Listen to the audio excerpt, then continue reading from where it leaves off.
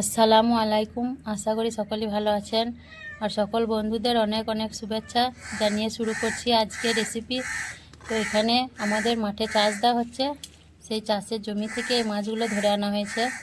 আর মাছগুলোর মধ্যে কাদা ছিল, সেগুলো আমি ধুয়ে পরিষ্কার করে নিয়েছি। তো এই মাছগুলো এখন আমি ভালোভাবে বেছে ধুয়ে পরিষ্কার করে নেব।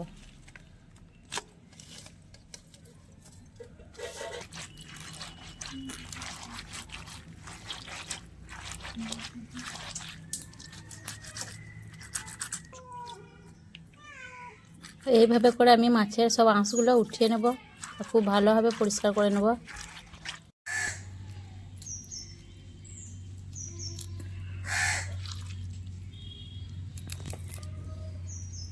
এইভাবে সব মাছগুলি আমি কানকোগুলো ফেলে দেবো।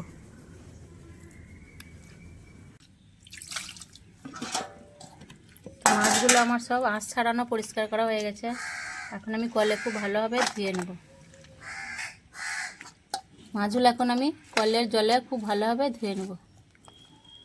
তো এখানে আমার পুঁটি মাছের রান্নার জন্য লাগছে একটা ছোট সাইজের আলু নিয়েছি, আর আলুটা খুব পাতলা করে চিড়ি করে কেটে নিয়েছি। একটা টমেটো নিয়েছি ছোট সাইজের, টমেটোটাও চিড়ি চিড়ি করে কেটে নিয়েছি। তিনটে ছোট সাইজের পেঁয়াজ, পেঁয়াজগুলো কুচি কুচি করে কেটে নিয়েছি। এখানে 4টা শুকনো লঙ্কা বেটে নিয়েছি। আর পুঁটি মাছ আছে, মাছগুলো খুব ভালোভাবে আমি ধুয়ে পরিষ্কার করে নিয়েছি। তো এগুলো আজ আমি রান্না করব, আলু টমেটো পেঁয়াজ দিয়ে পুঁটি মাছের রান্না করব। তো আর লাগবে তোমার সর্ষের তেল আর হলুদ গুঁড়ো। তো এখন আমি রান্নার দিকে চলে যাব। তো এখানে আমি একটা কড়াই নিয়েছি, আর প্রথমে আমি পেঁয়াজ কুচি, টমেটো কুচি, আলু কুচিগুলো দিয়ে দেব।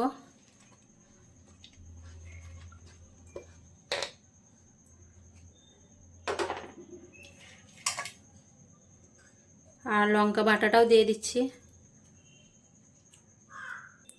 1 চামচ মতো হলুদের গুঁড়ো দিয়ে দিচ্ছি। 1 চামচের মতো নুন দিয়ে দিচ্ছি, লাগলে পরে আবার দেব। আর দিচ্ছি সর্ষের তেল।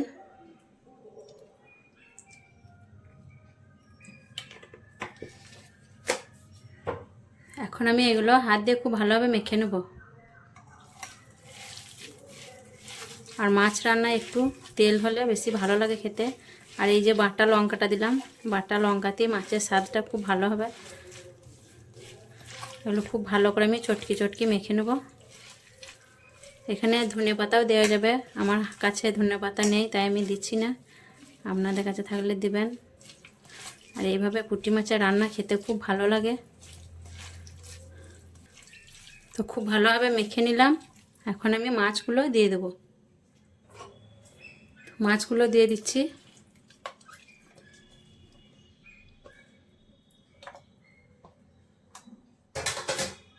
মাছগুলো আমি ভালোভাবে আবার মেখে নেব।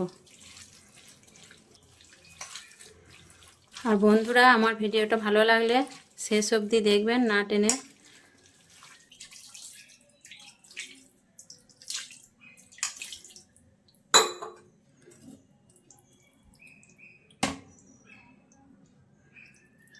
তো এইভাবে সামান্য পানি দিলাম যাতে আলু পেঁয়াজ ভালোভাবে সেদ্ধ হয়ে যায়।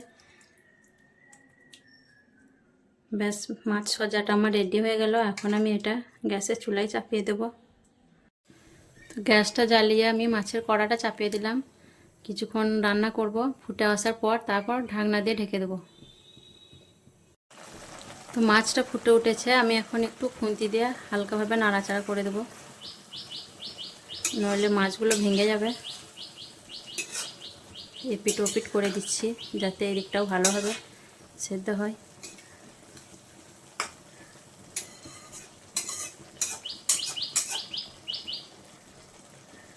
খুব আস্তে আস্তে আমি মাছটা নাড়াচাড়া করে নিচ্ছি, যেহেতু ছোট মাছ ভেঙে যাওয়ার ভয় আছে। তো মাছটা এখন আমি ঢাকনা দিয়ে ঢেকে দিচ্ছি, আর গ্যাসের ফ্লেমটা কমিয়ে আমি 3-4 মিনিট মতো রান্না করে নেব। তো 2-3 মিনিট পর আমি ঢাকনাটা খুলে দেখে নেব। আর এর মাঝে আমি একবার নাড়াচাড়া করে নিয়েছিলাম।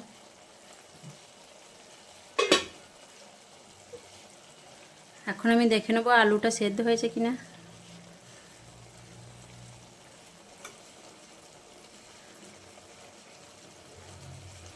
আলুটা সেদ্ধ হয়ে গেছে। আর এখন আমি নুনটা একবার দেখে নেব।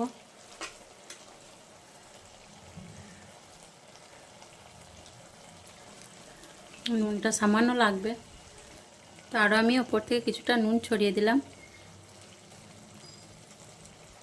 আরও একবার আস্তে আস্তে মাছটা আমি এপিট ওপিট করে নেব,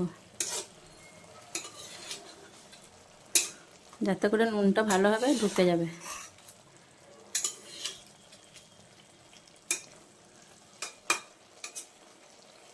আর ছোটো মাছ তো রান্না করতে বেশিক্ষণ লাগে না, তাই তাড়াতাড়ি হয়েও গেল। আমার আলু সেদ্ধ হয়ে গেছে, নুনটাও দিয়ে দিলাম। আর কিছুক্ষণ মাত্র আমি ওই গ্যাসটা কমিয়ে রেখে ঢাকনাটা খুলে রেখে কিছুক্ষণ রান্নাটা করে নেব, তাহলে হয়ে যাবে। তেলটা ছেড়েও বেরিয়ে আসবে, তাহলে আমার রান্নাটা কমপ্লিট হয়ে যাবে। এইভাবে খুলে রেখে আমি কিছুক্ষণ রান্না করব।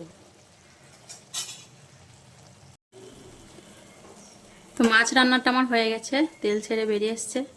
এখন আমি গ্যাসের ফ্লেমটা বন্ধ করে দিচ্ছি। তো আমার আজকের পুঁটি মাছের চচ্চড়ি কেমন লেগেছে অবশ্যই কমেন্টে জানাবেন, আর আমার চ্যানেলটিকে সাবস্ক্রাইব করে আমার পাশে থাকবেন, আর বেল বাটনটা প্রেস করে দেবেন যাতে সব ভিডিও আপনাদের কাছে আগে আগে পৌঁছে যায়। তো সকলে ভালো থাকবেন, সুস্থ থাকবেন। আসবো আবার পরের ভিডিওয় অন্য কোনো রেসিপি নিয়ে।